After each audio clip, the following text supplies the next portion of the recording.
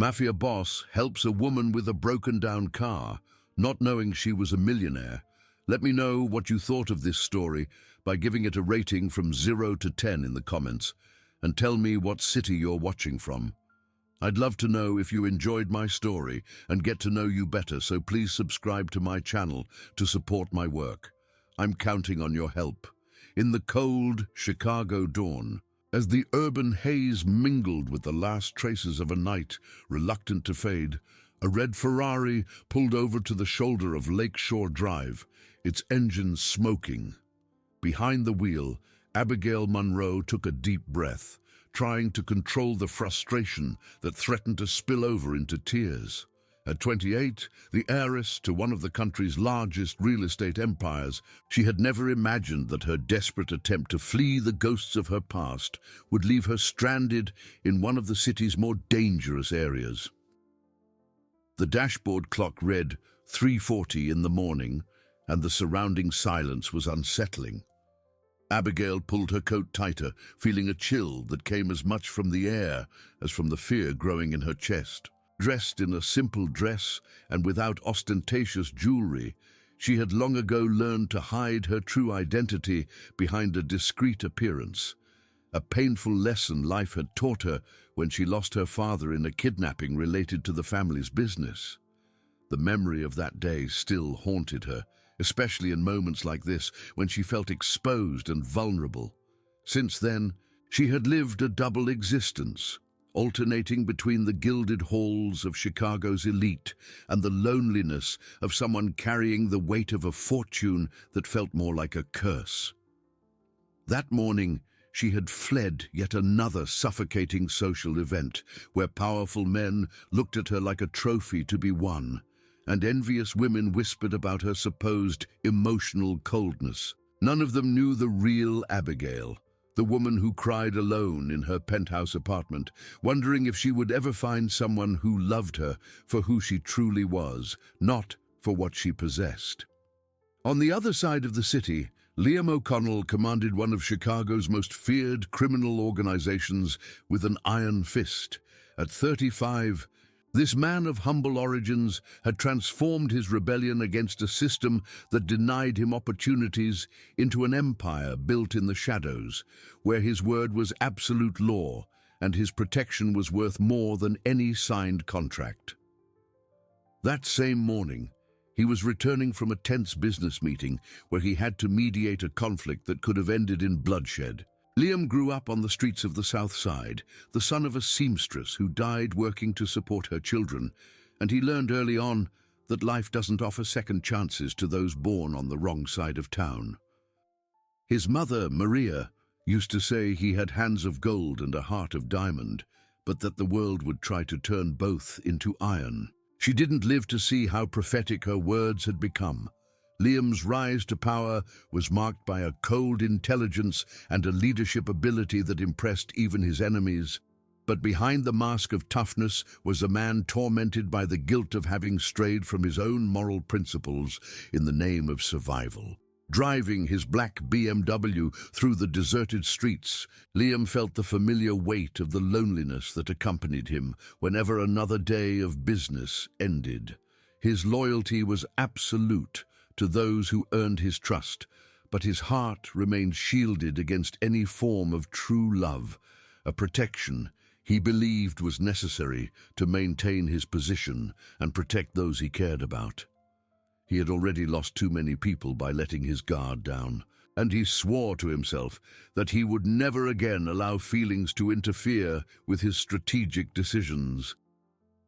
When he spotted the Ferrari stopped on the shoulder, something in his protective nature, which not even years of a life in crime had managed to completely suffocate, made him slow down. Something was wrong with the scene, an expensive car abandoned in a dangerous area with a woman alone. All his survival instincts screamed at him to keep driving, not to get involved in unnecessary trouble, but there was an older voice in his conscience, echoing his mother's teachings about always helping those in need. As he approached the car, his eyes met Abigail's through the glass, and for the first time in years, Liam felt the world stand still. She possessed a beauty that transcended any conventional standard, but it was something in her gaze that completely disarmed him, a mix of vulnerability and strength that echoed his own internal struggle. There was a familiar sadness in those eyes, as if she also knew the weight of carrying secrets and responsibilities that no one should have to bear alone. Abigail, initially fearful of being alone in a dangerous situation, felt a strange sense of security as she looked at this tall, imposing man, whose dark eyes seemed to hold deep secrets. There was something about him that sparked her curiosity and, paradoxically, her own protective instinct, as if she recognized a wounded soul similar to her own.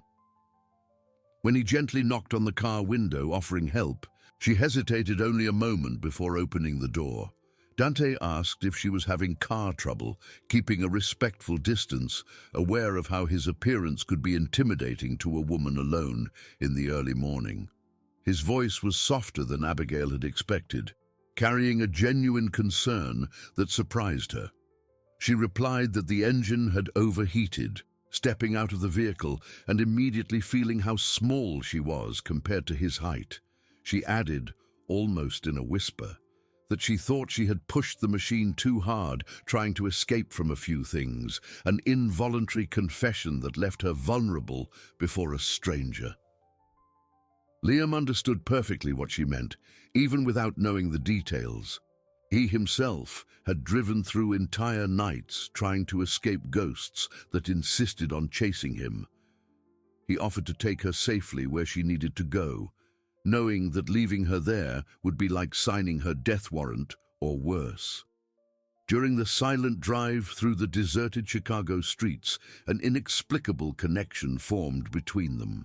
The BMW cut through the dawn like a discreet shadow, and Abigail was surprised by the sense of protection she felt beside this mysterious man. She watched his hands on the steering wheel, strong and steady, and noticed a small scar between his fingers that piqued her curiosity about the stories he carried. He broke the comfortable silence by asking for her name. His voice echoed softly inside the car, creating an unexpected intimacy. She answered simply, Abigail, purposefully omitting the last name that connected her to one of the country's most powerful empires, and lied that she worked at a clothing store downtown. When she asked for his, he replied only with Liam, also guarding his secrets, saying he worked in business, import and export. It wasn't a complete lie, he considered, just a simplified version of a much more complex and dangerous reality. Abigail lied about her identity, but there was something in his presence that made her want to be authentic for the first time in years. She found herself talking about her lost dreams, about how she had always wanted to travel the world without the weight of family responsibilities, about nights spent awake, imagining what it would be like to live a simple life where her choices were truly her own. Liam, out of self-preservation, also concealed his true occupation, but found himself sharing memories of his mother, talking about the books she used to read to him as a child, and how he had always dreamed of giving her a better life. They talked about lost dreams and hopes that still lingered, creating a dangerous intimacy that neither of them expected to find. Abigail discovered that Liam possessed a surprising poetic sensibility, quoting passages from F. Scott Fitzgerald and talking about philosophy with a depth that contradicted the image she had initially formed of him. Liam was fascinated by Abigail's sharp intelligence, by the way she analyzed American society with a perception that went far beyond superficial appearances. She confessed that she sometimes felt like she was living a life that wasn't hers, looking out the window at the lights of the city that never sleeps. It was like she was playing a role she had been given but had never chosen to perform. Liam understood this feeling of imprisonment perfectly, admitting that he had felt the same way, surprising himself with his own honesty. It was as if every choice he made took him further away from who he really was, or who he used to be. When they arrived at the address she had given, a modest apartment in Wicker Park that she secretly maintained for moments like this. They both knew that something fundamental had changed between them. Yet they believed they would never see each other again, as they belonged to worlds that should never intersect.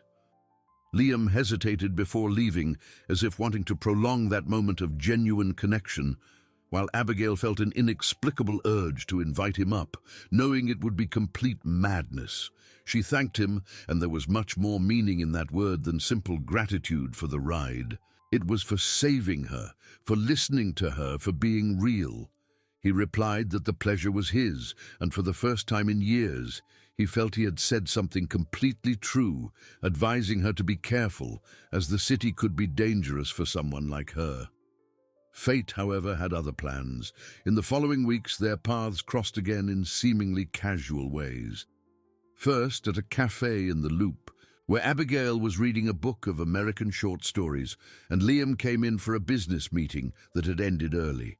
The recognition was instant and mutually unsettling. They looked at each other across the crowded room as if they were the only two people in the world, and Liam abandoned his commitments to approach her. He remarked on the strange coincidence, sitting at her table uninvited but warmly received by the smile she couldn't contain. She replied that maybe the universe was trying to tell them something, closing her book and giving him her full attention. They spent 2 hours talking about literature, music, and the small pleasures of life, discovering surprising affinities. Liam revealed his secret love for jazz, and she told him about her passion for photographing sunrises, two aspects of their personalities they rarely shared with others.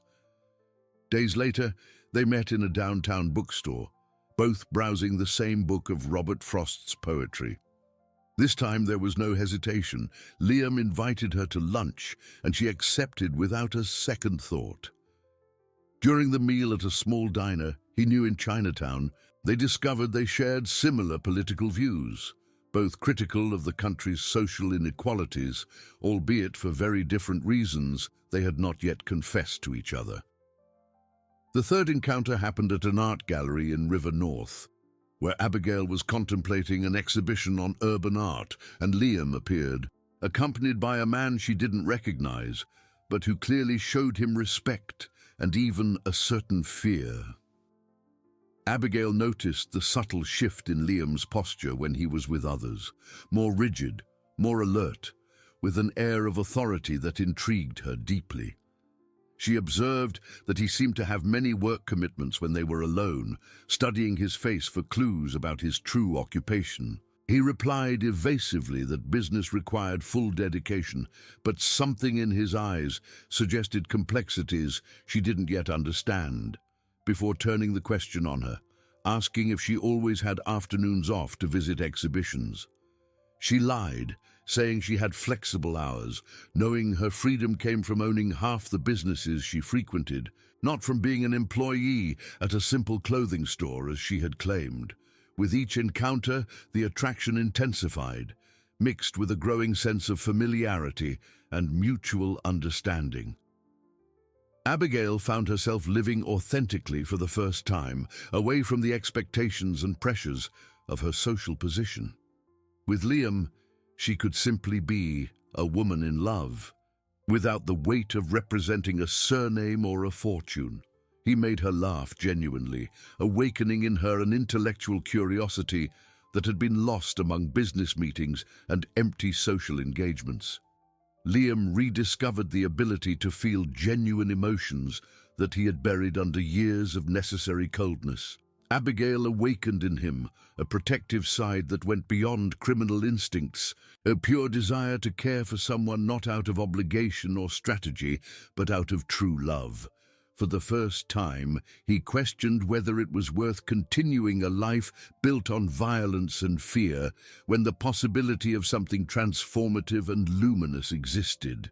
They began to meet regularly, always keeping their true identities secret, creating a relationship based on emotional honesty, even if it was built on practical lies.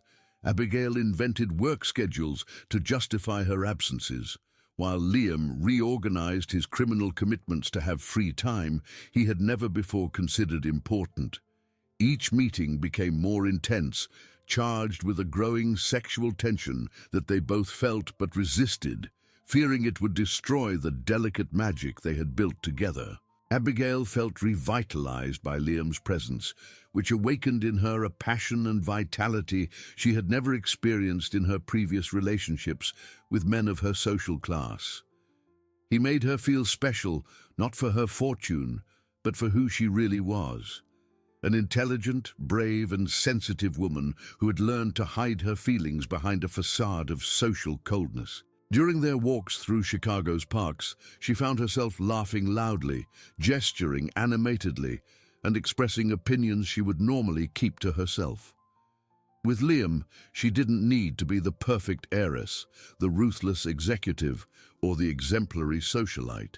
She could simply be Abigail. One afternoon, while walking through Lincoln Park, she stopped by the lagoon and confessed something she had never told anyone.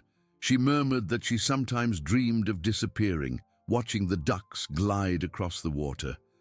Just packing a bag, leaving everything behind, and starting a new life somewhere no one knew her, being just an ordinary person with ordinary problems and simple joys. Liam watched her tenderly, recognizing in her the same desire for freedom that consumed him. He asked what was stopping her, though he already knew the answer. He himself had considered running away countless times, but he knew that some prisons are stronger than physical chains. She vaguely replied with responsibilities, unable to tell him about the companies that depended on her, the employees whose jobs were tied to her decisions, the family legacy she had carried on her shoulders since her father's untimely death. She then asked him if he had ever thought of starting over.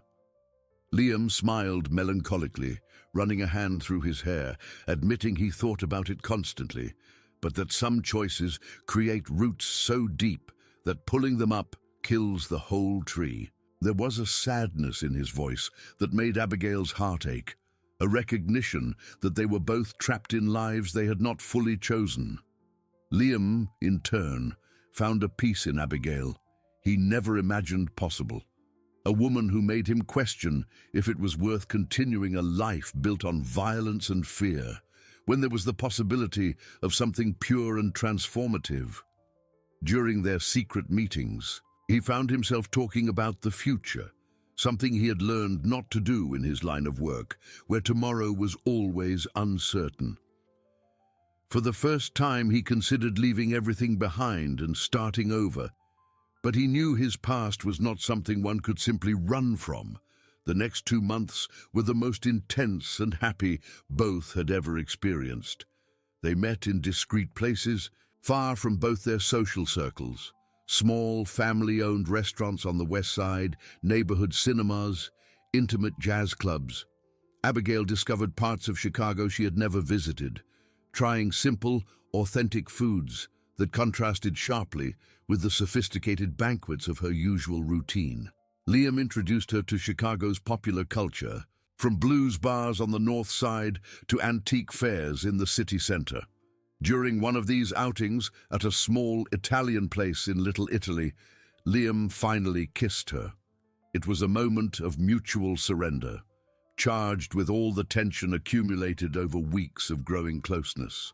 The kiss was gentle at first, almost hesitant, as if both were afraid of breaking the spell they had woven. But it soon deepened, revealing a fiery passion that neither had expected to feel so intensely. When they pulled apart, they were both trembling, not from the cold, but from the magnitude of what they had just confessed to each other, without words. Abigail whispered that it was madness, but her hands remained intertwined with his on the table. He replied that it was the best madness of his life, kissing her hands with a reverence that surprised her. There was something almost ceremonial in the gesture, as if he were sealing a sacred promise. From that moment on, their relationship intensified exponentially. They began to communicate daily through encrypted messages, creating their own language full of inside references and codes that only they understood. Abigail started systematically lying to her family and assistants, inventing business commitments to justify her prolonged absences. Liam completely reorganized his criminal schedule, delegating responsibilities he would never have trusted to others before, all to have more time with her. Their conversations became increasingly deep and intimate. They discussed philosophy, politics, art, and literature with a passion that went beyond the intellectual. It was as if they were discovering the world anew through each other's eyes. Abigail revealed her frustration with the hypocrisy of Chicago's elite, while Liam shared his reflections on social justice and the failings of the system that pushed so many young people like him into crime. One rainy afternoon, sheltered in a used bookstore, Abigail asked an unexpected question, a result of a growing intuition about the true nature of his work. She asked if he had ever killed someone. Liam froze for a moment, feeling the weight of the question. Something in her tone suggested she already suspected the truth, but wasn't ready to hear it completely. He deflected, asking why she would ask such a thing. But a new tension hung in the air between them. She explained that sometimes he seemed distant, as if thinking about terrible things, and that the scars on his hands didn't come from office work. Abigail studied him with attentive eyes, searching for signs that would confirm her growing suspicions. He could only reply that they all have ghosts, and that some are darker than others, looking away so as not to lie directly to her. The truth, however, began to reveal itself gradually and painfully. One morning, while having coffee at a downtown hotel where they often met, Abigail saw a picture of Liam in a newspaper left on the next table. The headline was about a police operation against criminal organizations, and there he was, leaving a commercial building in handcuffs, surrounded by police. Abigail's world collapsed instantly. Her hands trembled as she read the report describing Liam as one of Chicago's most wanted crime bosses, involved in trafficking, money laundering, and extortion. The shock was overwhelming. She felt betrayed and terrified, realizing she had fallen in love with someone who represented everything she feared most, the dark and violent side of the city that had taken her father from her. Worse yet, she understood that her own family might be indirectly connected to his world through real estate deals involving money laundering. How many times had she signed contracts without questioning the origin of the funds? How many family properties served as fronts for illicit activities? In parallel, Liam discovered who Abigail really was in an equally devastating way. During a security operation at a high society charity gala, an event his organization was hired to protect discreetly, he saw her arriving in an armored limousine, wearing a designer dress that cost more than many people earn in a year. She was greeted deferentially by powerful businessmen and influential politicians, treated with the respect reserved only for the country's true elite. Liam felt deceived and enraged, believing she had been playing with his feelings in the same cruel way life had always played with him. The woman he had fallen in love with, who claimed to work in a simple clothing store, was actually one of the richest and most powerful people in the country. He felt used, as if he were just an exotic adventure for a bored woman who wanted to see what it was like to date someone from the streets. The pain of the discovery was even more intense, because he had begun to dream of a future with her, even considering leaving his life of crime. The confrontation between them was explosive, marked by a deep pain that went beyond the feeling of betrayal. They met at her secret apartment in Wicker Park, the same place where it all began so sweetly and was now ending so bitterly. Abigail arrived first, still trembling from the discovery of his true identity, and when Liam appeared at the door, his face hardened by anger and disappointment. She knew he had also discovered her secrets.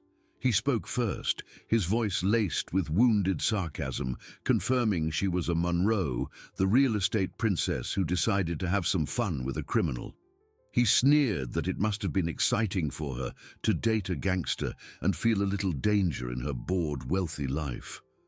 Abigail accused him of putting her life at risk.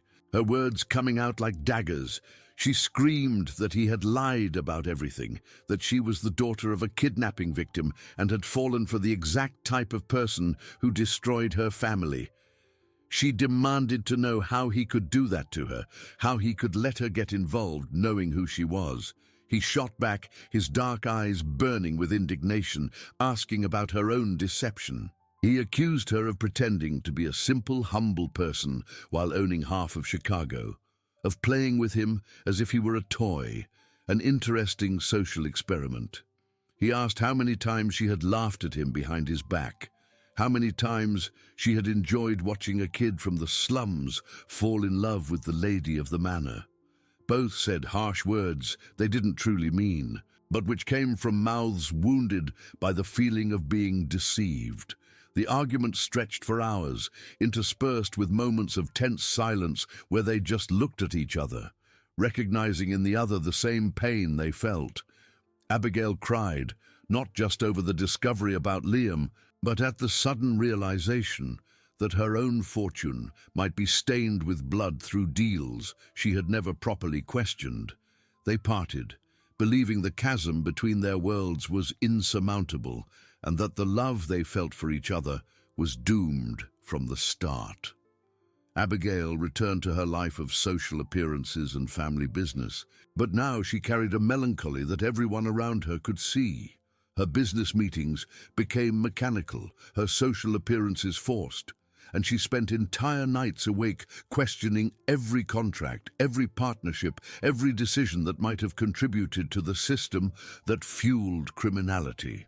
Liam plunged deeper into his criminal enterprises, using work to numb the pain of losing the only person he had ever truly loved. His decisions became more ruthless, his strategies riskier, as if he were trying to punish the whole world for his suffering. His subordinates noticed the change. The boss was more dangerous, more unpredictable, driven by an internal fury that no one fully understood. However, the forced separation only intensified what they felt for each other. Abigail began to question the values of her social class and realized how her fortune had been built on not always ethical foundations, developing a social consciousness that led her to use her influence to help disadvantaged communities. She established a secret fund to finance social projects on the South Side, specifically in areas where she knew Liam had grown up. It was her silent way of honoring the love they felt, trying to repair the damage her social class had caused to people like him. Liam, tormented by her memory, began to reconsider his life choices and looked for ways to get out of the world of crime without endangering the people who depended on him. He developed a complex plan to gradually transfer his territories to trusted leaders, establishing legitimate businesses that could employ his men honestly. The love he felt for Abigail became a catalyst for profound transformations in his personality and worldview. 3 months after the devastating breakup, fate intervened in a cruel and definitive way. Vincent Russo, a dangerous rival of Liam's, who had always envied his power and influence, discovered their secret relationship through information leaked by a traitor within Liam's own organization.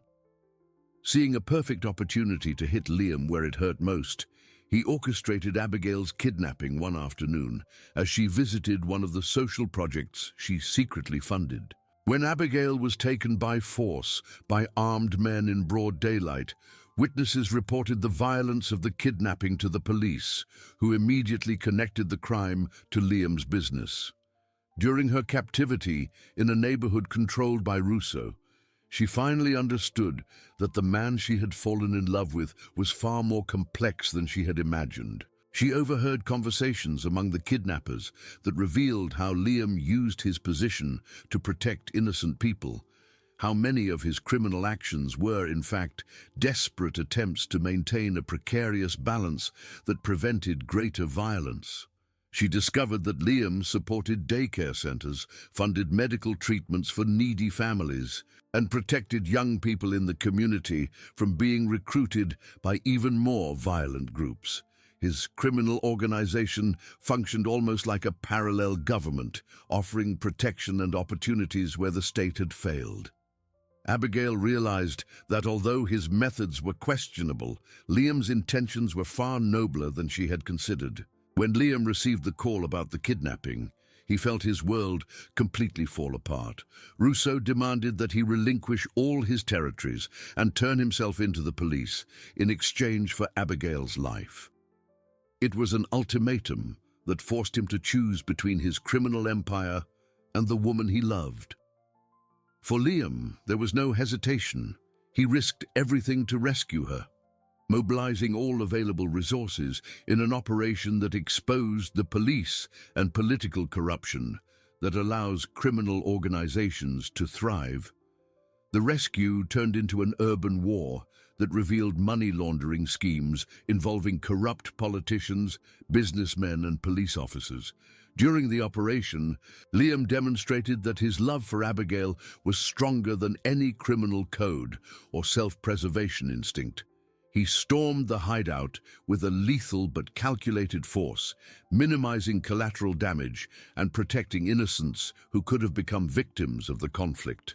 When he finally found her, Abigail was injured, but alive and lucid. The moment they were reunited was charged with all the emotions they had tried to suppress for months of separation. She whispered that he came, touching his face, as if to make sure she wasn't dreaming. He replied that he would always come for her, kissing her injured hands with a tenderness that drastically contrasted with the violence he had just wielded to save her. Always. In the process of saving Abigail, Liam made the definitive decision to leave the world of crime, even knowing it meant facing reprisals and living in constant danger. Abigail, in turn, used her influence and resources to protect him legally and financially, demonstrating that her wealth could be a positive force when used wisely. She hired the best lawyers, negotiated plea bargains, and facilitated his transition to a legitimate life. Together, they faced the consequences of their past and present choices, supporting each other on a journey of redemption that transformed both into better people than they were apart. Abigail completely restructured her businesses, ensuring all operations were transparent and ethical. Liam established a private security company that employed ex-convicts willing to start over, creating legitimate opportunities for people who, like him, had been pushed into crime by circumstance. The love that united them grew stronger with each challenge overcome, proving that true connections transcend differences in class, past, or social origin. 2 years after their first meeting on that cold morning on Lakeshore Drive, they married in a simple ceremony, far from the media spotlight, surrounded only by the people who truly mattered in their lives. It was an ending that celebrated not only the love between them, but the possibility of transformation and redemption that exists in all of us, creating a future where both found the peace and happiness they had always sought, but never believed they deserved. If you enjoyed this video, please subscribe to my channel. I promise to bring you videos every day that will make your life happier. Let me know what you thought of my story by giving it a rating from 0 to 10, and thank you very much.